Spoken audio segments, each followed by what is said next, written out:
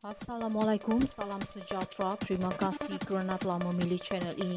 Jangan lupa tekan butang like, komen, subscribe dan share untuk Patutlah Wan Saiful gelabah semacam kes terlalu banyak dan kukuh. Sejak kebelakangan ini, nama Wan Saiful Wan Jan atau di media sosial digelar Wan Jana Wibawa kerap muncul di berita. Ini boleh difahami kerana Wan Saiful tersepit dengan kes-kes rasuah dan amla serta penyelewengan nyata yang sudah dibicara dan ada yang akan dibicara tidak lama lagi. Maka atas sebab-sebab ini, Wan Saiful perlu create scene atau drama. Peluang gugurkan kes atau tutup kes melalui penukaran kerajaan tebuk atap sudah tidak ada ruang lagi. Kes terhadap Wan Saiful adalah kes nyata dan kes sahih. Sama seperti penyakau-penyakau lain dari Parti Bersatu, ia dilakukan kerana begitu yakin akan tetap menjadi kerajaan semula. Namun harapan itu meleset kerana tersilap catur dari Muhyiddin, Haji Hadi dan Mahathir. Ketika Parti Bersatu ditawar menjadi kerajaan bersama kongsi dengan Pakatan Harapan, Muhyiddin angkuh dan sombong menolak tawaran itu. Ini kerana menyangka seorang badut dari kluster broker UMNO akan sukses dalam usahanya membeli SD dari parti-parti UMNO dan Parti Sabah dan Sarawak. Namun usahanya gagal, tambah lagi SD sudah tidak valid dan wujudnya RUU lompat parti. Maka akhirnya sudah tidak merasa jadi kerajaan dan jadi menteri, bahkan bakal jadi banduan pula. Muhyiddin dan Mahathir juga tidak dapat menolong kerana memiliki kes-kes mereka tersendiri. Kini apabila lihat tiada lagi terlihat ruang lepas, maka Wan Saiful terpaksalah huru-harakan persidangan parlimen. Baru-baru ini dalam tindakan desperadonya, Wan Saiful sanggup dedah screenshot dari bualan di WhatsApp-nya untuk membuktikan sesuatu.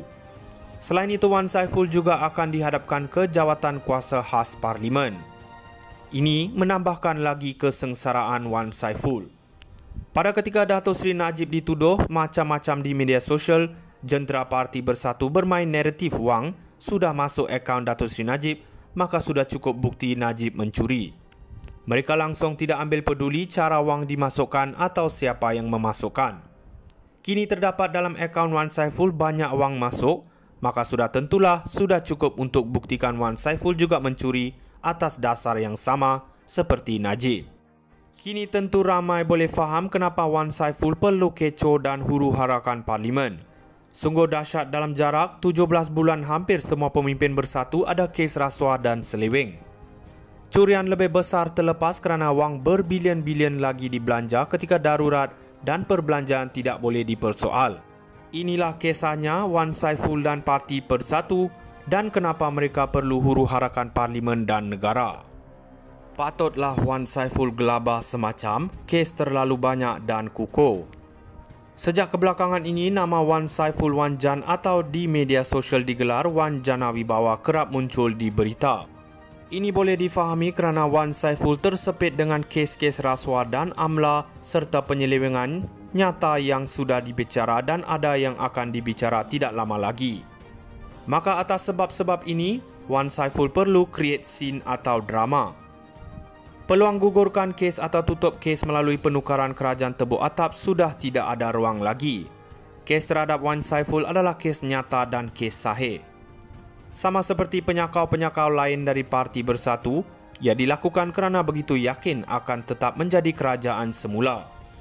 Namun harapan itu meleset kerana tersilap catur dari Muhyiddin, Haji Hadi dan Mahathir. Ketika Parti Bersatu ditawar menjadi kerajaan bersama kongsi dengan Pakatan Harapan, Muhyiddin angkuh dan sombong menolak tawaran itu. Ini kerana menyangka seorang badut dari kluster broker UMNO akan sukses dalam usahanya membeli SD dari parti-parti UMNO dan Parti Sabah dan Sarawak. Namun usahanya gagal, tambah lagi SD sudah tidak valid dan wujudnya RUU lompat parti. Maka akhirnya sudah tidak merasa jadi kerajaan dan jadi menteri, bahkan bakal jadi banduan pula. Muhyiddin dan Mahathir juga tidak dapat menolong kerana memiliki kes-kes mereka tersendiri.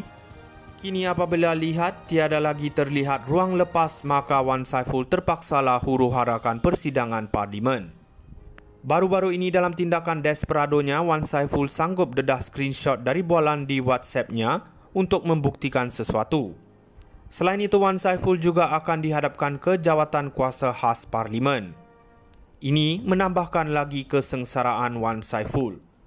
Pada ketika Datuk Seri Najib dituduh macam-macam di media sosial, jentera Parti Bersatu bermain naratif wang sudah masuk akaun Datuk Seri Najib, maka sudah cukup bukti Najib mencuri. Mereka langsung tidak ambil peduli cara wang dimasukkan atau siapa yang memasukkan. Kini terdapat dalam akaun Wan Saiful banyak wang masuk, maka sudah tentulah sudah cukup untuk buktikan Wan Saiful juga mencuri atas dasar yang sama seperti Najib. Kini tentu ramai boleh faham kenapa Wan Saiful perlu kecoh dan huru-harakan Parlimen. Sungguh dahsyat dalam jarak 17 bulan hampir semua pemimpin bersatu ada kes rasuah dan seleweng. Curian lebih besar terlepas kerana wang berbilion-bilion lagi dibelanja ketika darurat dan perbelanjaan tidak boleh dipersoal. Inilah kisahnya Wan Saiful dan Parti Bersatu dan kenapa mereka perlu huru-harakan Parlimen dan negara. Patutlah Wan Saiful gelabah semacam kes terlalu banyak dan kukuh. Sejak kebelakangan ini, nama Wan Saiful Wan Jan atau di media sosial digelar Wan Janawibawa kerap muncul di berita. Ini boleh difahami kerana Wan Saiful tersepit dengan kes-kes rasuah dan amla serta penyelewengan nyata yang sudah dibicara dan ada yang akan dibicara tidak lama lagi. Maka atas sebab-sebab ini, Wan Saiful perlu create scene atau drama. Peluang gugurkan kes atau tutup kes melalui penukaran kerajaan tebuk atap sudah tidak ada ruang lagi. Kes terhadap Wan Saiful adalah kes nyata dan kes sahih. Sama seperti penyakau-penyakau lain dari Parti Bersatu, ia dilakukan kerana begitu yakin akan tetap menjadi kerajaan semula. Namun harapan itu meleset kerana tersilap catur dari Muhyiddin, Haji Hadi dan Mahathir. Ketika Parti Bersatu ditawar menjadi kerajaan bersama kongsi dengan Pakatan Harapan, Muhyiddin angkuh dan sombong menolak tawaran itu.